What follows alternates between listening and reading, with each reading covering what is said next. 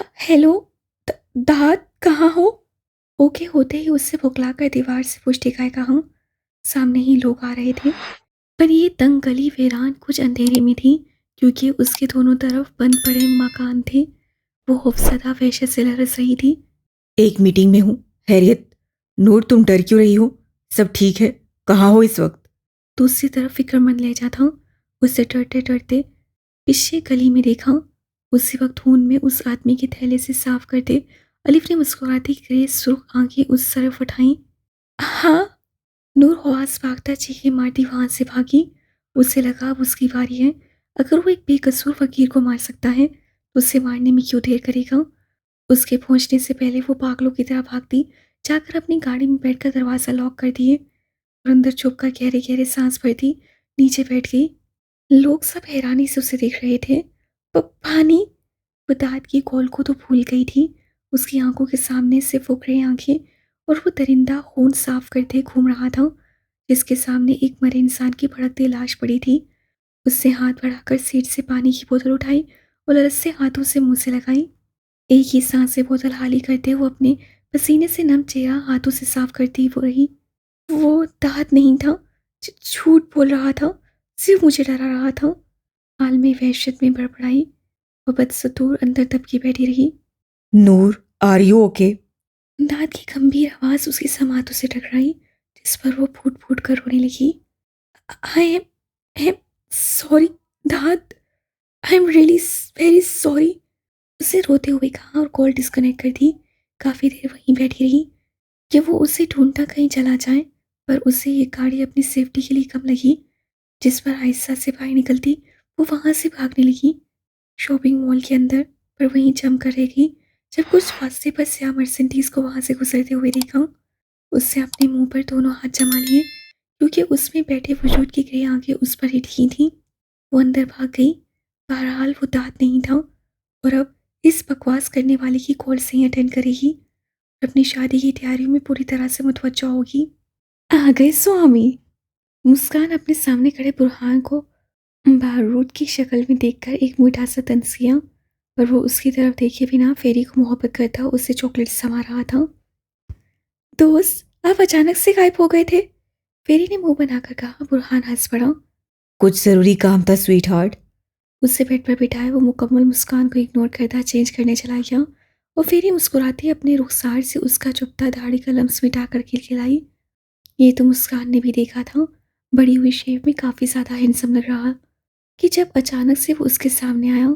एक पल को देखकर उसकी जैसे धड़कनें थमी थी, पर दूसरे ही पल वो बेनियाज बन गई। बहुत बुरे हैं ना डैड? फेरी की नाक उंगली से छूते वो आवाज बोली। नहीं मामा, आप दोनों बहुत अच्छे हैं। उसके गले में बांसुर डाले मुस्कान की गाल पर किस कर दी बोली। बुरी शख्सियत को सिर्फ बुराई ही दिखती है फेरी जान। कुछ देर बाद वो चेंज करके बाहर निकला तो बड़ी काटदार नजर मुस्कान पर डालकर बोला। मुस्कान खिलखिलाकर हंसी, जिस पर बुरहान चल भुन गया। बेटा, आप ज़रा होमवर्क करो, जब तक मैं आपकी मामा से कुछ बातें करके आता हूँ। टी शर्ट के बटन बंद किए वो आगे बढ़ते मुस्कान के पास दबोच कर फेरी से बोला, जिसे सर हिलाकर इजाजत दी तो दूसरे ही लम्हे वो घसीट कर मुस्कान को रूम से निकालता दूसरे रूम में आकर बेदर्दी से बेड पर फेंका। कहाँ है वो लड़कियाँ और आदमी डॉक्टर? झटके से उसे सीधा करते उसका मुंह बेरहमी से अपनी मुट्ठी में दबोच कर वो नीचे आवाज से गुर्राया, और दूसरी तरफ तो जैसे वो इस सब के लिए पहले से तैयार थी, कंधे उचका गई। मुझे क्या पता, मैं तुम्हारी गाड़ी में बिठाकर वापस तुम्हारी तरफ भागी थी। Shut up, just shut up. तुम जब आई थी तो तुम्हारे साथ एक आदमी था, तुम उसे अपने आदमियों के साथ भेज दिया। मुझे बताओ कहाँ है वो मुस्कान, वरना वो हाल करूंगा तुम्हें अपनी दुनिया में आने पर पछतावा होगा। उससे झटके से उसकी थोड़ी छोड़कर उसके गले को पकड़ा। उसके सर पर जैसे खून सवार हो गया था। खून के ज़्यादा बहने पर जब वो बेहोश हो गया तो उसे सबसे मुकाबला किया और उससे अकेला छोड़कर उसके लिए बेजुबान गवाह छोड़कर वहां से चली गई थी। यू शट अप एसवी, अगर इतना ही जोश है उन्हें पकड़ने का तो पहले कहाँ मर गए थे? हाँ, जब ऐसी बहुत सी लड़कियों के माँ बाप समाज की थूक लानत सहकर पुलिस का दर खटखटाते हैं, कहाँ मर जाते हो तुम सब? जब बेगुनाह मासूम बच्चियों को रोंदा जाता है, क्यों नहीं एक्शन लेते? क्यों 2-5 दिन बाद जांच पड़ताल खत्म कर देते हो? अंधे हो जाते हो? जब बूढ़ा बाप रोता बेगुनाह बेटी की मौत के इंसाफ के लिए गिड़गिड़ाता है और उसे हाँ हाँ हिम्मत रख जैसे तसल्लियां देकर किस्सा खत्म कर देते हो। क्यों अपना नहीं करते पुलिस वाले हो? कानून का साथ है, करो इंसाफ, दिलाओ बेगुनाहों को जिन्हें झूठे सबूत गवाहों की बिना पर फांसी उम्र कैद दी जाती है। वो उससे बुलंद आवाज में चिल्लाई, ये हमारी मेहनत है, कड़ी कड़ी जोड़ी है, माँ लगाए हैं। उन्हें ढूंढने में मायूसी का मुंह देखना पड़ा पर हिम्मत नहीं हारी, और जब उन्हें हासिल किया तो तुम्हारे हवाले कर दूं ताकि 2-3 साल बाद कोर्ट की तारीख आए और वो बच्ची कुची इज्जत धूल में झोंक कर जलील होती फिरे, या इस वर्दी के भेस में छुपे मकारों के हाथ चढ़ जाए और सुबह के न्यूज़पेपर्स की हेडलाइंस, फला फला कोर्ट की सुनवाई पर जाते मुखालिफ की शदीद फायरिंग में अल्लाह को प्यारी हो गई, ना रहे कपास ना बचेगी बांसुरी। झटके से अपनी गर्दन उससे गिरफ्त से छुड़वाकर वो आतिफ शाह उस पर चिल्ला रही थी। तुम। बुरहान ने कुछ कहना चाहा कि मुस्कान एकदम चिल्लाई, अगर तुमने एक लफ्ज भी कहा या मुझसे गवाही मांगी तो मैं आईजी के पास जाऊंगी और तुम पर केस कर दूंगी तशद्दुद का, और उसका सबूत अभी अपनी जुबान काट कर दूंगी, रिमेंबर। उससे कहने के साथ ही अपनी पेंट से चाकू निकाला और अपनी जुबान पर रख लिया। बुरहान तो शशर उसके सामने खड़ा था।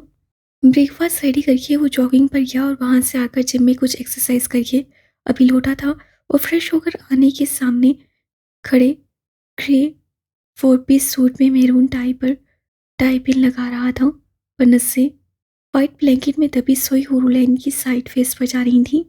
अनाबी उदास लबों पर एक मध्यम सी मुस्कुराहट थी, बालों में ब्रश लगाए मुस्कुराता बेड पर बैठा। तुम्हें उठना नहीं? मैं कब से नाश्ता तैयार किए तुम्हारे इंतजार में हूँ। उसके स्याह बालों की लट को कानों के पीछे करते हुए मुस्कुराया। मुझे अभी सोना है आलम, वो कसपसा कर कहती करवट बदल गई। ठीक है, सो जाओ। झुककर उसके सर पर बोसा देते उस पर ब्लैंकेट दुरुस्त किया और उठकर कोट पहनने लगा। तभी उसकी सेलफोन की स्क्रीन रोशन हुई। कोट का बटन बंद करते उससे मोबाइल उठाया तो वहाँ हॉस्पिटल की कॉल देखकर उसकी धड़कनें जैसे थम गईं। मेरी बहन ठीक है?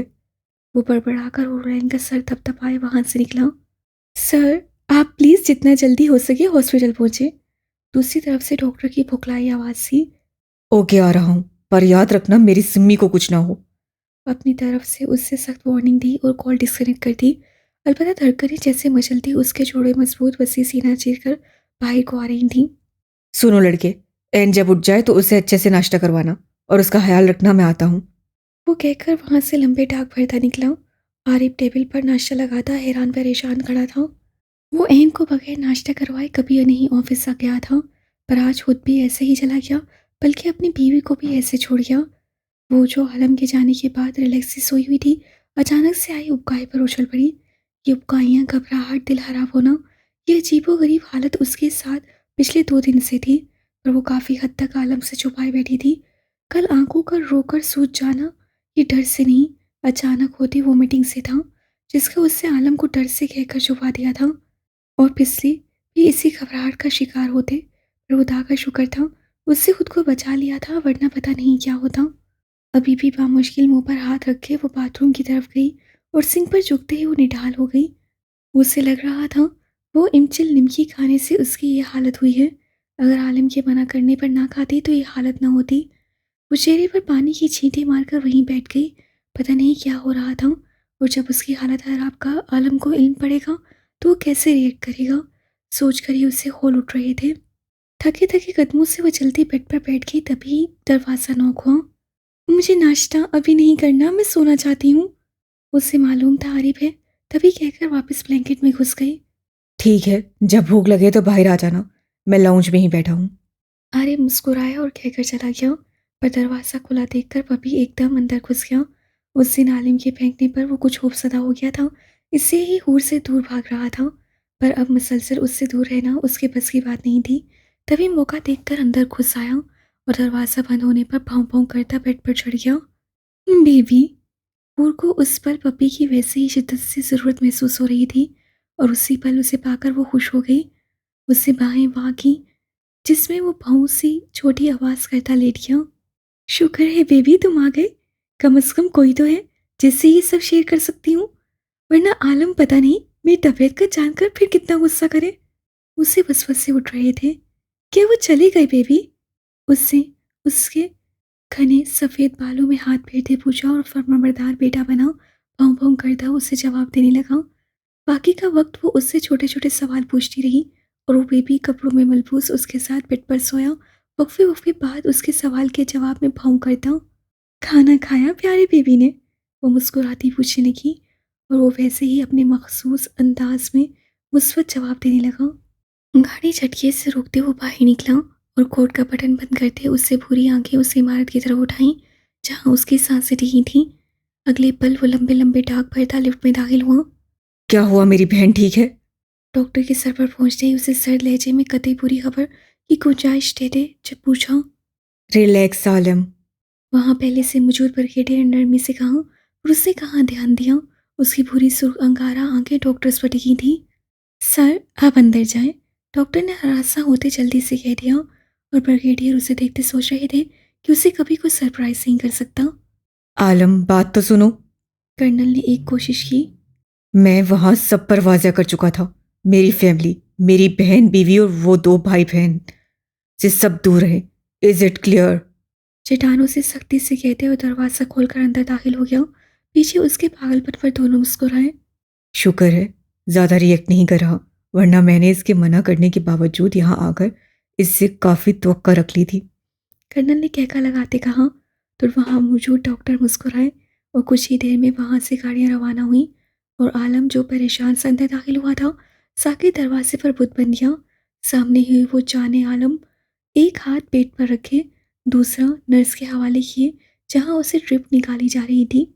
आंखें मूंदे पड़ी थी पर पलकों की लर्जिश उसके होश की दुनिया में कदम रखने की गवाही दे रही थी। सिम्मी। उसके लब हिले पर आवाज़ जैसे हलक में दब गई। वो पुकारना चाहता था, बहुत कुछ कहना, उसकी आंखों को देखना चाहता था पर लफ्ज़ जैसे छीन लिए गए उससे। वह खामोशी से भारी कदम उठाता उसके पास रखी चेयर पर बैठा और उसके बालों में देख जहाँ हल्की हल्की चांदनी बिखर रही थी। उसका दिल भारी होने लगा और घनी पलकें आंसुओं से भीग गईं। वो यकटक बगैर पलके झपकाए उससे घूर रहा था। उससे याद था जब वो तितली सी खूबसूरत छोटी सी लड़की खिलखिलाती थी कैसे घर में चहकार खनक बिखर जाती थी। उसकी चूड़ियों की खनक उसे हमेशा मुस्कुराए रखती थी। सिम्मी, अम्मा कह रही थी तेरे लिए जहेज इकट्ठा करना है, फिर तू मुझे अम्मा को छोड़कर चली जाएगी। दिमाग खराब है तेरा? मैं क्यों छोड़ूं? ये तुझे अम्मा ऐसे ही बोल रही है, हालांकि अल्लाह ने मुझे भेजा है आलम के लिए ठंडी ठंडी लस्सी बनाने के लिए। उसके कानों में उससे भरी और खिलखिलाती आवाज गूंजी।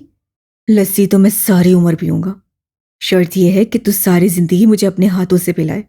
सिम्मी, मैं सोचता हूँ तू कैसी लगेगी सुर्ख जोड़े में। कितनी प्यारी लगेगी ना मेरी शहजादी दुल्हन के रूप में। मैं तुम्हारे लिए बहुत महंगे खूबसूरत कपड़े लाऊंगा, सोने के जेवरात से सजाऊंगा तुम्हें। देखना, जब मैं बड़ा आदमी बनूंगा तो तुम्हारे लिए एक अलग रूम बनाऊंगा जहाँ हर रंग के महंगे महंगे कपड़े होंगे, हर रंग की ढेर सारी चूड़ियां होंगी, खूबसूरत सैंडल्स होंगे। तो कभी रोएगी, तरसेगी नहीं अपनी दोस्तों को देखकर, ना ही फिर तेरे पास ये फीके रंग के 3 सूट होंगे। मैं तुम्हें और अम्मा को हर चीज ला कर दूंगा सिम्मी, जिसके तुम ख्वाब देखती हो। मुझे ये सब नहीं चाहिए आलम, मुझे सिर्फ अपना भाई वैसा ही चाहिए जैसा है। बड़े आदमी बदल जाते हैं, गुम हो जाते हैं, मुझे बस तू कभी कभी चूड़ियां ला कर दिया कर, बस। और मुझे तुझसे कुछ नहीं चाहिए, तू सिर्फ हमारे पास रहा कर आलिम। मुझे बहुत डर लगता है जब अब्बा बेघर घर में अम्मा को मारते हैं, जब उनके हाथ से खून बहता है, जब वो खुद खुद कर रोती हैं। मैं खौफजदा हो जाती हूँ शहजादे, जब अब्बा मेरी चोटी से पकड़कर खाना ना होने पर मारते हैं। मुझे दर्द नहीं होता, बस डर लगता है कभी ये नफरत हमें जुदा ना कर दे। मैं नहीं रह सकती तेरे और अम्मा के बिना। बाया वक्त दोनों की आंखों से आंसू फिसलकर गालों पर गिरे। नर्सिस आहिस्ता से वहां से निकल गई और अब वहां सिर्फ साहिर आलिम और उसकी शहजादी थी। 2 साल, 11 महीने, 2 हफ्ते, 1 दिन, 10 घंटे, 50 मिनट, 28 सेकंड बाद आज तुम्हें मेरा एहसास हुआ है कि कोई हर सांस में तुम्हें याद करता है सिम्मी। उससे आंसू पोंछकर शिकवा किया। वो होली से मुस्कुराई और भोजल पलकें उठाकर उसकी तरफ देखा। दोनों की आंखों से आंसू लड़ियों की सूरत अख्तियार कर गए। वो कुछ भी कहे बगैर अब एक दूसरे को देखते हुए आवाज रो रहे थे। एक सब कुछ भूले उस नौजवान मर्द को रोता देखकर रो रही थी तो दूसरा उसकी तकलीफ पर सिसक रहा था। मैं मजबूर था, मुझसे नहीं बर्दाश्त होता था तुम दोनों का भूखा रहना, पर मुझे क्या पता भूख से बचाने के लिए मैं तुम दोनों को खो दूंगा। उससे भारी आवाज में सरगोशी से कम आवाज में बड़बड़ाते गहरा सांस भरा और मजीद सरगोशी की। मैं रोना नहीं चाहता, आज मेरा ईद का दिन है, पर पता नहीं क्यों ये आंसू तुम्हें देखकर बेकाबू हो जाते हैं। हालांकि वो अल्लाह मुझ में सांसें रोकने की ताकत देता है, पर ये आंसू नहीं सिम्मी जो तुम्हें देखकर बहते हैं। उससे उंगलियों की पोरों पर आंखें साफ की। तुम रो क्यों रहे हो? वो भारी भोजल आवाज से बोली। साहिर खूबसूरती से हंस पड़ा। नहीं, बस ऐसे ही, तुम फिर अपने भाई के पास आ गई हो इसलिए खुशी के आंसू हैं। उसकी मोहब्बत पर सिम्मी मुस्कुरा दी। एक मासूम मुस्कुराहट उसकी सर्दी माइल लबों पर छाई और अपना कामता हाथ उठाकर उसके छोड़े हाथ की पुष्प पर रखा हौसले से, क्योंकि उसे कहा गया था अभी जो शख्स आएगा वो उसका भाई होगा।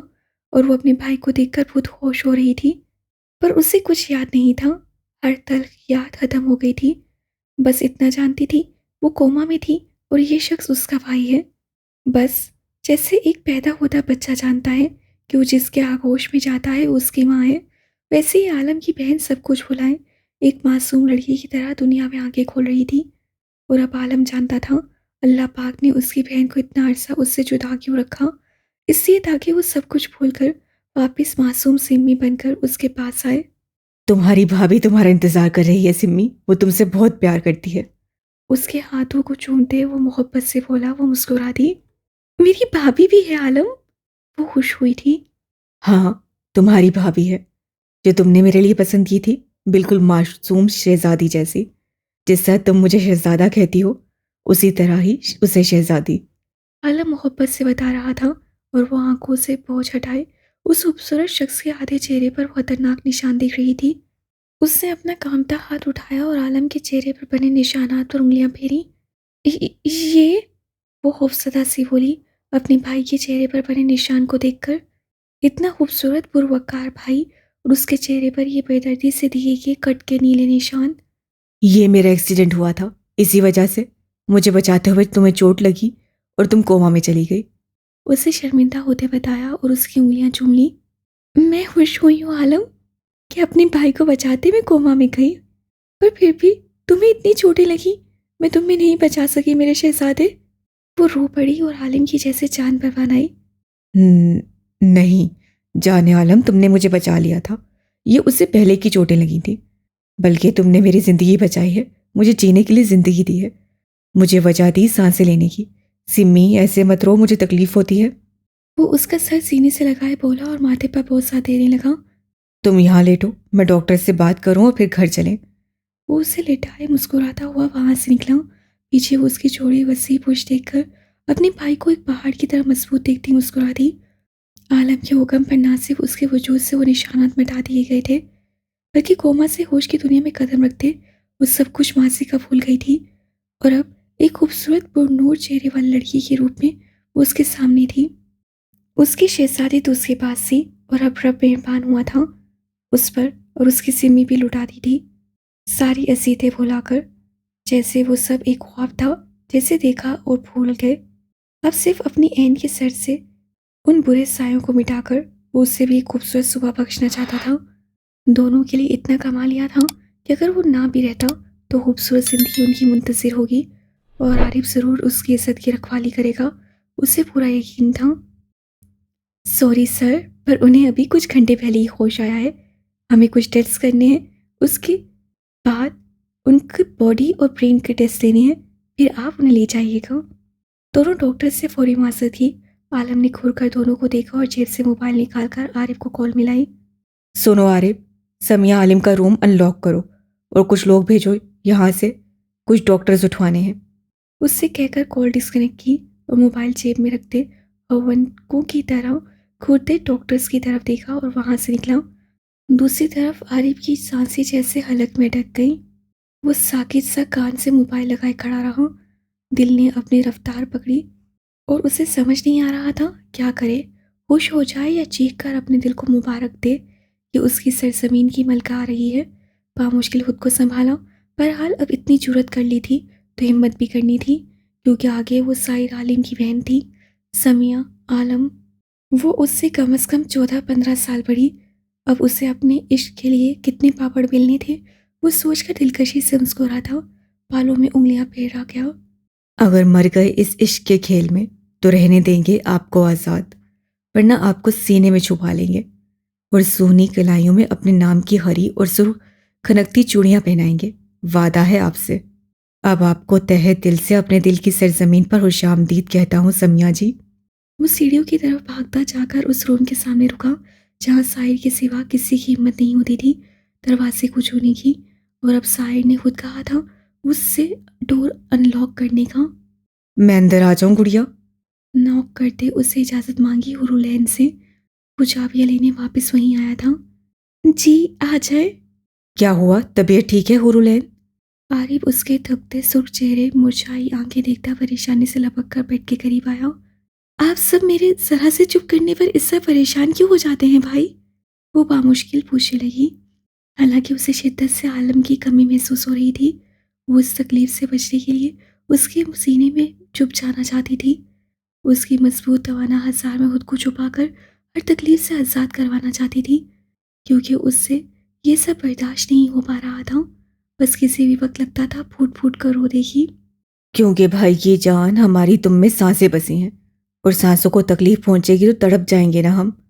अब शाबाश, अच्छी बच्ची की तरह भाई को बताओ क्या तकलीफ है, वरना आलम को मालूम हुआ तो मेरी पिटाई करेगा। उसके माथे पर हाथ फेरते वो मोहब्बत से पूछ रहा था। नूरुलैन की इस हलू से मोहब्बत भाईपन पर आंखें नम हो गई और आरिफ की तो जैसे जान पर बन आई। उससे मुस्कान की तरह ही अजी से जान थी। फ़र्क सिर्फ ये था कि ये मोम थी जिस पर अपनी मोहब्बत जाहिर करके तकलीफ नहीं होती थी, और वो नागिन थी जिससे मोहब्बत करके तंज और तकलीफ मिलती थी। अलबत्ता ये तकलीफ बेमायने होती थी। दोनों जानते हैं इस नोक झोंक से ही उनका रिश्ता मजबूत है। अरे रो क्यों रही हो आलम की शहजादी? उससे बुखलाहट और बायाक वक्त शरारत से पूछा। नहीं, मैं कहाँ रो रही हूँ। ये तो बस खुद आ गए। मेरे पास कोई भाई नहीं ना, सिर्फ दाद और बुरहान के अलावा। तो अब तुम भी मेरे सच वाले भाई हो। किसी वक्त हमारे भाई की बहुत ज़रूरत होती थी, पापा को भी। और आज जब भाई हैं तीन तीन तो पापा। वो पपी को छोड़कर सर तक ब्लैंकेट ओढ़ गई। आरिफ गर्व से उस मासूम लड़की को देखने लगा जिससे दुनिया तो नहीं देखी थी, पर उसमें रहने वाले हैवान पहले पहचान गई थी, क्योंकि अब उसके पास तो नूर था नहीं जिससे उसे सफ़ेद भेस में धोखा देते। तारीकियों में रहने वाली परी के तो वैसे भी बहुत से साए होते हैं। कोई उसके पर नोचना चाहता है तो कोई उससे। तुम दुआ किया करो मामा पापा के लिए, अल्लाह उन्हें जन्नतुल फरदौस में आला मुकाम अता फरमाए। आमीन। वो खुश होंगे तुमसे, और हो सके तो मेरे बाप के लिए भी दुआ करना, अल्लाह उसे बद से बदतर मौत दे। वो तस्वुर में कमिश्नर को याद करता आखिरी बात में बड़बड़ा कर रह गया। आपके पापा भी? वो कहती चुप हो गई। मरा नहीं, अब मरने वाला है। वो मुस्कुराया और उससे इसरार कर पूछने पर हुरुलैन ने ये कहकर मुतमिन कर दिया कि नूर की याद आ रही है। आरे उसका सर सहलाकर साइड टेबल के दराज से खींच निकाले वहां से निकला। दरवाज़ा खोलकर उससे जब रूम में कदम रखा तो उस इश्क के चाँ की खुशबू सीधा उसकी सांसों से टकरा कर रूम में उतर गई। रूम एकदम चमक रहा था। आखिर चमकता क्यों नहीं? आलम खुद अपने हाथ से दूसरे दिन चीज़ें साफ करके रखता था, सफाई भी खुद करता था। कल मुस्कान की हरकत के बाद बुरहान और उसके बीच सरजंग शुरू थी। वो इस वक्त उसे निकाल कर फेंकता, पर उसी वक्त आसिया बेगम की आमद और फिर इसरार कि मुस्कान को निकाले, पर उसे लिए वापस खुशी से मुस्कुराते उसे मोहब्बत करने वाले शोहर की तरह अपने साथ लगाते रूम में ले गया और फिर वहां पहुंचकर खुद से दूर फेंका। मुस्कान घर को संवरते देखती नूर और दाद की खुशियों के लिए दुआ को थी। दूसरी तरफ कमाल साहब ने बुरहान से कहा था उसकी बीवी ये फंक्शन अटेंड नहीं करेगी। तभी बुरहान ने सुनकर गुस्से से कहा कि जहाँ उसकी बीवी की इज्जत नहीं वहाँ रहकर क्या फ़ायदा। पर उसके इरादे समझकर आसिया बेगम चीख उठी। वो हरगिज़ इस लड़की की वजह से अपना बेटा नहीं खो सकती थी। सुनो एसपी, कब तक यूँ माजूर होकर बैठने का इरादा है? तुम्हें तो हाई कोर्ट लेकर जाने की तारीखें है ना?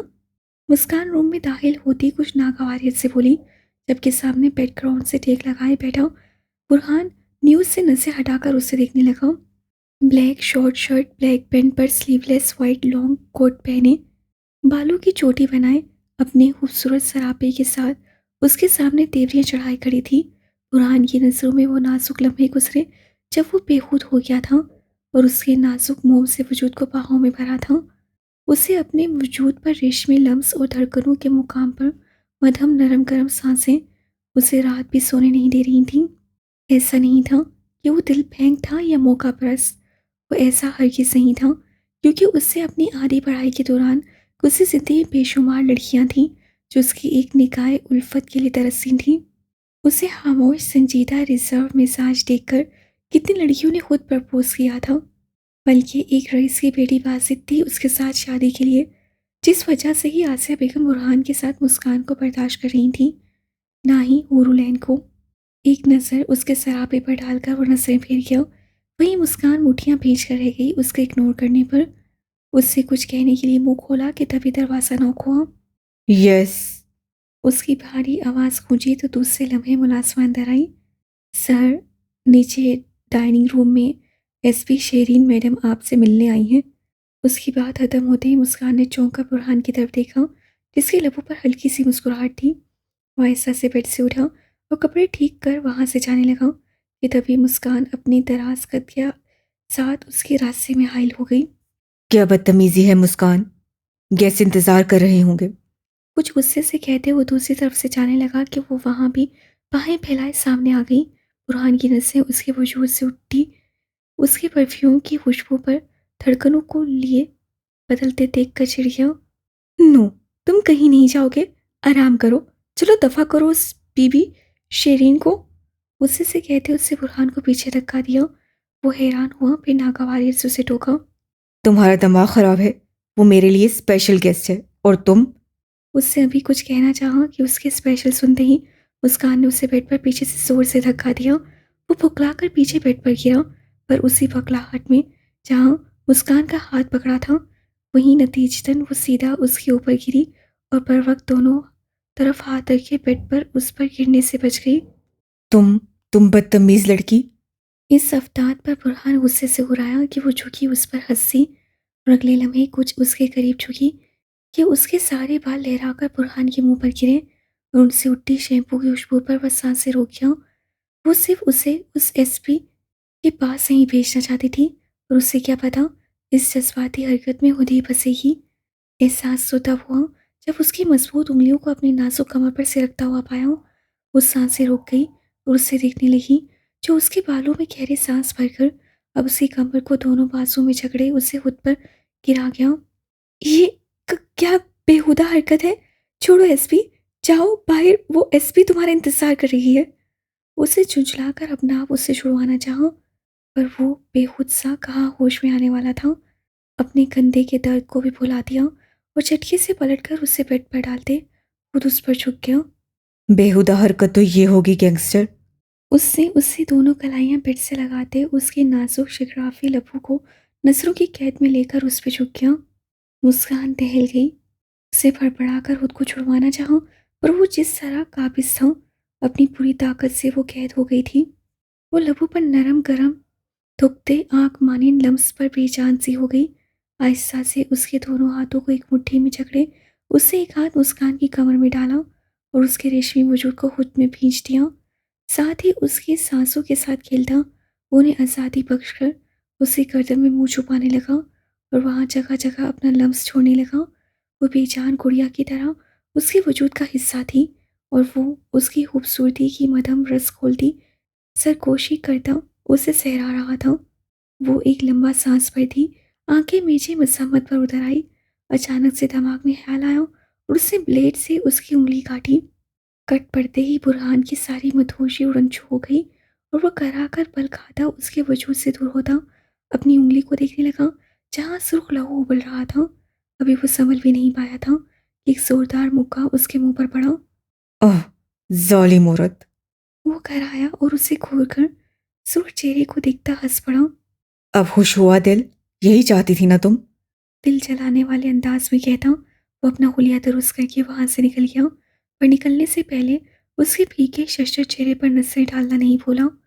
पता नहीं कैसे अपनी अना को कायम रखने के लिए बोल गया, हालांकि सारी बेखुदी उसी की तरफ से थी। सूरज की तेज तपिश में उसकी गाड़ी आलम विला के पोर्च में रुकी और उसके पीछे ही उसके आदमियों की हिरासत में 2 डॉक्टर्स और 2 नर्सेस लिए गाड़ी आई। वो मुस्कुराया और बाहर निकलकर अपनी पूरी चमकदार आंखों से सूरज को देखा। दिल चाहता था उसे इस पल कहे कि कुछ देर बादलों में छुप जाओ ताकि वो अपनी सिमी को लेकर अंदर जा सके। उसकी सोच और समझ से ही इंतजार में खड़ा आरिफ धड़कते दिल से आगे बढ़ा और गाड़ी की डिक्की से छाता निकाला। आलिम ने मुस्कुराते उस साई को देखा और फिर आरिफ के बालों में हाथ फेरा शफकत से। वो सुख चेहरे से खुशी से हंस पड़ा। गाड़ी का डोर खोलते उससे अंदर बैठी अपनी सिमी को देखा जो उसे ही देख रही थी। आलम ने देखते मोहब्बत से मुस्कुराया और उसे अपने करीब आने का इशारा दिया। वो खिसक आई उसके पास, जिस पर आलम ने माथे पर मोहब्बत से बोसा देता उसे बाहों में उठाया और उसके ऊपर चादर दुरुस्त की। वो अभी चल नहीं सकती थी। समिया ने मुस्कुराते उसके सीने पर सर टिका दिया। वहीं आरिफ के हाथों में लर्जिश सी होने लगी। उससे धड़कनों से घबराते आंखें पलकों में जी और गहरा सांस भरकर उसे देखा, पर वो अपने भाई की पनाहों में छुपी हुई थी। आलम के कदमों के साथ ही आरब ने कदम बढ़ाए। वो चलता हुआ घर में दाखिल हुआ तब आरिफ ने छाता हटाया और आलम ने उसके चेहरे से चादर हटाई। वो आंखें मूंदे पड़ी थी। उसे बार बार देखते, उसकी पलकों को देखते वो मसरूर सा सरशार सा खिलकर मुस्कुरा रहा था, जैसे दोनों जहानों का सुकून मिल गया हो। सीढ़ियां चढ़ते हुए रूम में दाखिल हुआ तो नाक के नथनों से सुर्ख गुलाबों की खुशबू टकराई। उससे चौंक कर देखा। सुनहरी छत पर लटकता फनूस, हर कोने में लगी छोटी सुनहरी रोशनी, रूम में बिखरती बत्तियां, गुलाबी कलर की दीवारें जिस पर गुलाबी झालरदार पर्दे लगे हुए थे। वही पर्दे खिड़कियों ग्लास वॉल पर लटके हुए थे। सफ़ेद कुत्तास मखमली कालीन जिस पे पाँव रखे तो जैसे रुई में घुस जाए। एक साइड 3 सीटर सोफा और शीशे की टेबल जिस पर बड़ा सा डेकोरेशन पीस रखा था, जिसके पेट में लाइट जगमगा रही थी। जहाजी साइज बेड जिस पर गुलाबी बेडशीट बिछी हुई थी, वहीं गुलाबी ही ब्लैंकेट पाँव के पास रखा था। सफ़ेद तकिए और कुशन सेट थे। ड्रेसिंग मिरर के सामने बड़ी सी टेबल पर रखी चूड़ियों के हर रंग, परफ्यूम्स, मेकअप का सामान, हर श्रृंगार की चीज़ मौजूद थी। एक ग्लास के बने बड़े से वार्डरोब जिसके अंदर हर रंग का फ्रॉक और हर डिज़ाइन लाकर हैंग की थी। उसकी नमाज का खास ख्याल रखते वो जगह अलग से सजाई गई थी। और चौंकने वाली बात ये कि वहाँ मौजूद जितने भी डेकोरेशन पीसेस थे उनमें सुर्ख गुलाब रखे गए थे, ताज़े, जो आलम ने नहीं रखे थे। उसने हैरत से आरिफ की समेत देखा। वो बुकला गया। वो समिया जी के लिए वेलकम के लिए। उससे वजाहत दी। वही हैं जो जाते हुए इन्होंने बैकग्राउंड। उसकी बात मुकम्मल होने से पहले वो आगे बढ़ा और उसे आहिस्ता से बेड पर डाल दे उसके ऊपर ब्लैंकेट दुरुस्त किया। बाहर डॉक्टर्स मौजूद हैं, उन्हें अंदर लाओ और ख्याल से सिमी की नींद खराब ना हो। आरिफ ने एक जोर नज़र उसकी नूरानी खूबसूरत से चेहरे पर डाली और झट से सर हिलाया। एन ने नाश्ता किया? उसके अचानक भरे तासुरात नज़रअंदाज किए पूछा और आरिफ चौंक गया। वो आलम मुझे कुछ बता नहीं रही, आप जाकर देखें क्या तकलीफ है। उससे कुछ खा नहीं रही। वो पलटकर जो समिया के बालों पर हाथ फेर रहा था, आरिफ के बताने पर झटके से उसे देखा। आंखों में गुस्सा उमड़ आया। लब भींच कर वो आरिफ को घूरने लगा। तुम मुझे अब बता रहे हो नॉनसेंस? अपनी बहन का ख्याल करते वो नीची आवाज में जैसे उस पर ठाड़ना चाहता था, पर जब्त कर गया, जिससे उसके सफ़ेद चेहरे में सुर्खियां खुल गईं। पूरी खूंखार नजरें, सुर्ख रंगत, भूरे बाल। आरिफ देखकर नजरें फेर गया। वो गुस्से से उसकी नसें फेरने पर मुठ्ठियां भींचे वहां से निकला। ख्याल रखना इसका, वरना यहाँ भी। आरिफ ने झट से नफी की। उसके जाते ही उसने हाथ में पकड़ा छाता एक साइड रखा और एक नज़र दरवाजे पर डाली था। सोई हुई सिम्मी के पास आया। वो घुटनों के बल उसके पास बेड के नीचे बैठा और बेड पर रखे उसके हाथ की उंगलियों को अपने उंगलियों की पोरों से रखा। उसका दिल पूरी शिद्दत से धड़क उठा। समिया। उसने सरगोशी में पुकारा, जिससे सिम्मी आवाज़ सुनकर पलकों को लर्जिश देती आहिस्ता से आंखें वाँ कर गई और कुछ देर छत को देखते उससे अपनी उंगलियों पर अनजान लम्स पाते तड़प कर उसकी तरफ देखा। मोहब्बत का जहां अपनी डार्क ब्राउन आंखों में समाये वो उसकी सुर्ख नीली आंखों में देखने लगा। कौन हो? वो उसके जज्बों से अगला गई और अपनी उंगलियां गिरफ्त से निकालने लगी। आरिफ ने मुस्कुराते अंगूठा उन पर रख लिया। वो तो उसे जानती ही नहीं थी। ये कौन था? क्यों उसे इस तरह देख रहा था? और उसका भाई, वो कहाँ था जो ये अनजान उसके रूम में आ गया? आपका मुलाजिम, आपका हैर हुआ, आपका मुंतज़िर, आपके साथ बाकी की ज़िंदगी गुजारने का ख्वाहिशमंद, ये नाचीज़ आरे प्लस हादिम। वो दिलकशी से मुस्कुराया। सिम्मी ने घूरी डालते अपनी उंगलियां छुड़वानी चाहीं। मेरा क्या रिश्ता है तुमसे? पुप्पो हूँ मैं तुम्हारी? उससे कुछ सोचकर उस सोचवान लड़की से पूछा। आरिफ पहले सटपटाया, फिर कहका लगा उठा। ला हौल वला, फुप्पो होंगी आलम के बच्चों की, मेरी तो आप मुस्तकबिल की साथी बीवी। हैं। हमारा रूह का रिश्ता है, समझी? उससे बुरा मानते वजाहत दी। "क- क्या मतलब है?" सिमी उलझ कर उससे देखने लगी। कितनी अजीब बात कर रहा था और उसकी उंगलियां भी नहीं छोड़ रहा था। पता नहीं कहाँ गया उसका भाई, वरना उसके सामने ये शख्स ऐसी बातें सोचेगा भी नहीं। वो खुद अपने भाई से इतनी मुतासिर थी तो ज़रूर उसे सामने पाकर इस लड़की की बोलती बंद हो ही जाएगी। मतलब ठीक हो जाए फिर आपको समझाएंगे। वो उठ खड़ा हुआ और झुककर अकीदत भरा बोसा उसके बालों पर सब दिया। समिया उसके इतने करीब आने और इस तरह बोसा देने पर बुखला गई। "दू- दूर रहो।" उससे वहशत सदा होते उससे पीछे रहने का कहा और अपनी सांसें बहाल की। आरिफ एक मुस्कुराती नजर उस पर डालकर वहां से निकला और सिमी ने हैरान परेशान नजरें उसकी चौड़ी पुष्प पर टिकाई थी। आरिफ ने एक मुस्कुराती नजर उस पर डालकर वहां से निकला और सिमी ने हैरान परेशान नजरें उसकी चौड़ी पुष्प पर टिकाई थी। ये कौन था जिसकी इतनी जरूरत हुई कि उसे? बाकी का वो सोच भी नहीं पाई। किस तरह हवा के झोंके की तरह करीब हुआ था कि उसे अपनी उंगलियों और बालों पर उसका लम्स महसूस होता। उससे बौखला गया। वो अपने कदम पर शशर वहीं से निकला था। क्या समझेगी वो उसे? सोचकर ही उसे परेशानी होने लगी और गुस्से से धड़कते अपने दिल पर मुक्का मारा पर खुद ही करा उठा। साले सब तेरी वजह से हुआ। अगर उसने मुझे गलत सोचा तो तेरी खैर नहीं। इतना तड़पाऊंगा कि पैदा होने से 100 बार सोचेगा।